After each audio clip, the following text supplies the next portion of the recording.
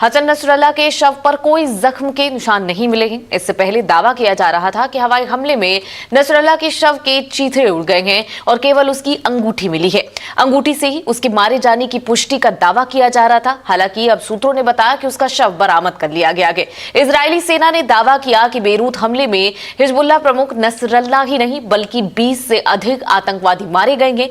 सेना के एक बयान के अनुसार मारे गए लोगों में नसरल्ला की सुरक्षा इकाई के निदेशक इब्राहिम हुसैन जानजी और इसके अलावा नसरल्ला के लंबे समय से सलाहकार रहे समीर तौफीक दीब के साथ साथ इसके अलावा अब्द अल अमीर मोहम्मद और कई ऐसे लोग मारे गए हैं। समाचार एजेंसी सिनुआ की रिपोर्ट के अनुसार जब इजराइल ने हमला किया तब वो लेबनान की राजधानी के दक्षिणी उपनगर में हिजबुल्लाह के केंद्र मुख्यालय पर स्थित थे। इस हमले में एक बहुमंजिला इमारत जो है वो भी जमींदोज हो गई। इजराइल के सरकारी स्वामित्व वाले कान टीवी के अनुसार इजराइल ने रविवार को लेबनान पर और अधिक हवाई हमले किए, जिसमें बेरूत और हवाई अड्डे के क्षेत्र में हिजबुल्लाह के रासायनिक उद्योग विशेषज्ञ को ही निशाना बनाए गए। सेना ने कहा कि उसके लड़ाकू विमानों ने दक्षिणी लेबनान पर भी हमला किया गया। जिन ठिकानों पर हमला किया गया उनका कथित तौर पर इजराइल के खिलाफ आतंकी अभियानों के लिए उपयोग किया जा रहा था।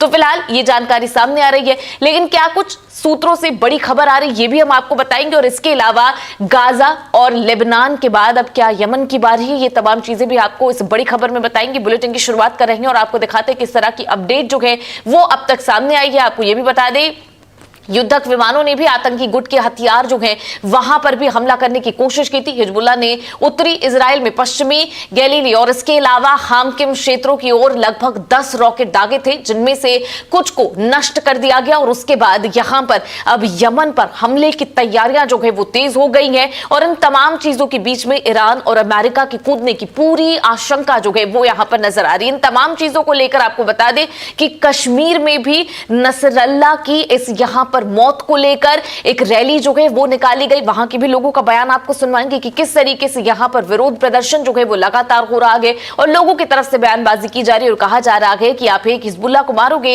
हजारों और घरों से निकलेंगे। इस तरह की तमाम अपडेट आपको बताएंगे। बुलेटिन की शुरुआत करें बड़ी खबर से और आपको दिखाते हैं किस तरीके की अपडेट अब तक सामने आ रही है। यमन के रसिसा और इसके अलावा ईदो इदाह में भी हमले किए गए हैं। हिजबुल्लाह के लड़ाकों पर भी इजराइल का हमला जारी है। इस वक्त की बड़ी खबर आप तक पहुंचा दें। शुक्रवार को हिजबुल्लाह के नेता हसन नसरल्ला की मौत की खबर सामने आई। 70,000 लोग लेबनान छोड़कर सीरिया भाग गए। ये सूत्रों के हवाले से खबर आ रही है। 7 फीट नीचे बंकर में छिपा था हसन नसरल्ला। इस वक्त की बड़ी जानकारी, गजा लेबनान के बाद अब यमन पर इजराइल का हमला जो है वो शुरू होने वाला है। यूती विद्रोही आतंकवादी पर इजराइल का बड़ा हमला। इस वक्त की बड़ी खबर आपकी स्क्रीन पर है। इजराइल ने यूतियों के ठिकानों पर एयर स्ट्राइक जो है वो की है। ये बड़ी खबर सामने आ रही है। हिजबुल्लाह के बाद हूती आतंकवादी पर आईडीएफ का अटैक, यानी कि पहले यहां पर आप देखिए कि हिजबुल्लाह को पूरी तरीके से साफ करने की प्लानिंग और अब हूती विद्रोहियों पर भी हमले करने की प्लानिंग हो रही है। हिजबुल्लाह के लड़ाकों पर भी इजराइल का हमला अभी भी जारी है। इस वक्त की बड़ी जानकारी, शुक्रवार को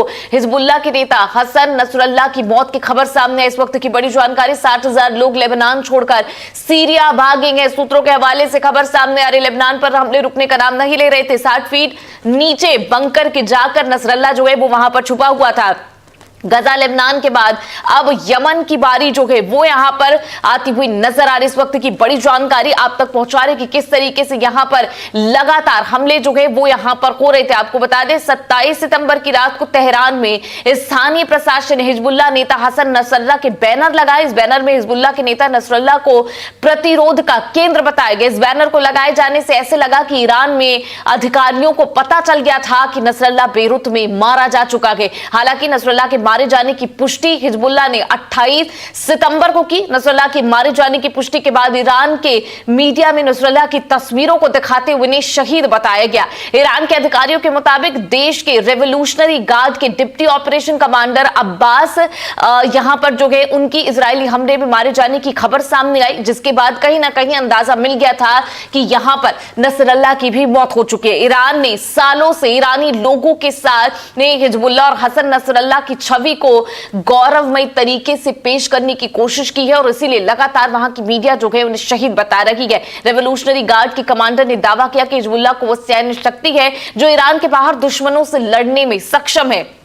पिछले कुछ सालों में ईरान ने यमन, इराक और सीरिया में हिजबुल्ला और दूसरे शिया जो है यहाँ पर मिलिशियास को संगठित करने, उन्हें हथियार देने में अरबों डॉलर खर्च किए हैं। लेकिन अब कई ईरानियों की नजर जो है वो यहाँ पर लगातार दूसरी चीजों पर आ रखी है। फिलहाल तस्वीरें भी हम आपको दिखा रहे हैं कि किस तरीके से यहाँ पर आखिरी जनाजे की तस्वीर हो या बाकी तमाम चीजें हो, सभी चीजें आपको दिखा रहे हैं। आपको बता दें, हसन नसरल्लाह के शव को उस पर कोई भी जख्म जो है वो नहीं मिला। ये कहा गया कि उनके शरीर के चीथड़े उड़ गए थे और सिर्फ अंगूठी मिली थी, लेकिन बाद में ये कहा गया कि शव जो है वो यहाँ पर बरामद कर लिया। अलग अलग तरह की खबर यहाँ पर सामने आई।